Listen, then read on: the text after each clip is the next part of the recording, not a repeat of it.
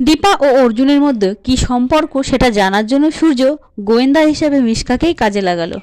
সূর্য মিশকার ঘরে এসে দেখতে পায় মিশকা তার বাচ্চার উপর টর্চার করছে, তার বাচ্চাকে কাঁদানোর চেষ্টা করছে আর বলছে, তুই কান্না করতে পারছিস না, কান্না করে তুই তোর বাবাকে নিজের কাছে নিয়ে আসতে পারছিস না।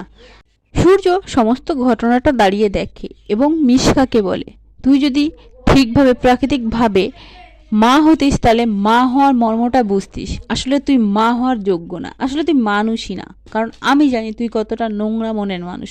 তাই তোকে দিয়েই কাটা তোলার ব্যবস্থা করব, তোকে আমার একটা কাজ করে দিতে হবে। তখন মিশকা বলে, কি কাজ?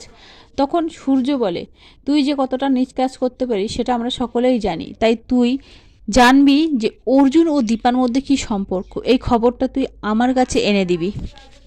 মিশকা সূর্যের মুখে এমন কথা শুনে খুবই আনন্দ পায় আর বলে, এই সুযোগটার অপেক্ষায় তো ছিলাম সূর্য, এটাই তো সুযোগ দীপাকে সূর্যের জীবন থেকে চিরতরের জন্য সরিয়ে ফেলার। অন্যদিকে দীপা চিন্তিত হয় যে তার মেয়েদের দায়িত্ব নিতে তাকে তো কিছু টাকা উপার্জন করতে হবে। ঠিক তখনই জয় একটা খবর নিয়ে আসে দীপার জন্য।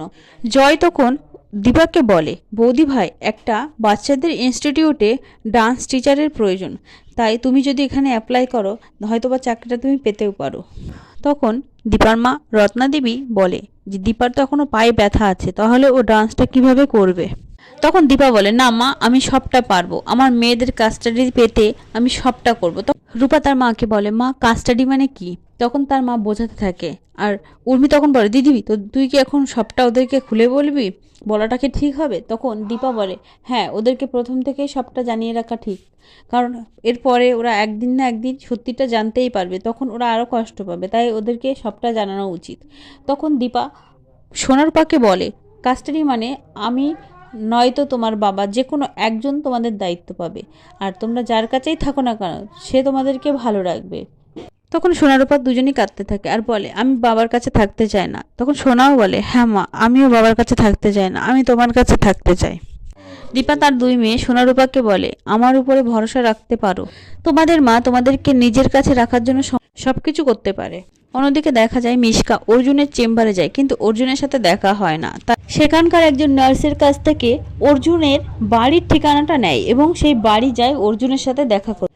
অর্জুন ডিউটির পর যখন বাড়ি ফিরে যায় তখন দেখে তার বাড়িতে মিশকা ও তার বাচ্চা তার সাথে দেখা করবে বলে এসে বসে আছে।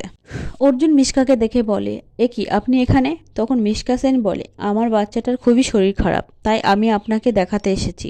অর্জুন তখন বলে, আপনার বাচ্চা অসুস্থ তো চেম্বারে যেতে পারতেন, আমার বাড়িতে আসার কি প্রয়োজন? মিশকা নানানভাবে কথাটা ঘুরিয়ে দেয়।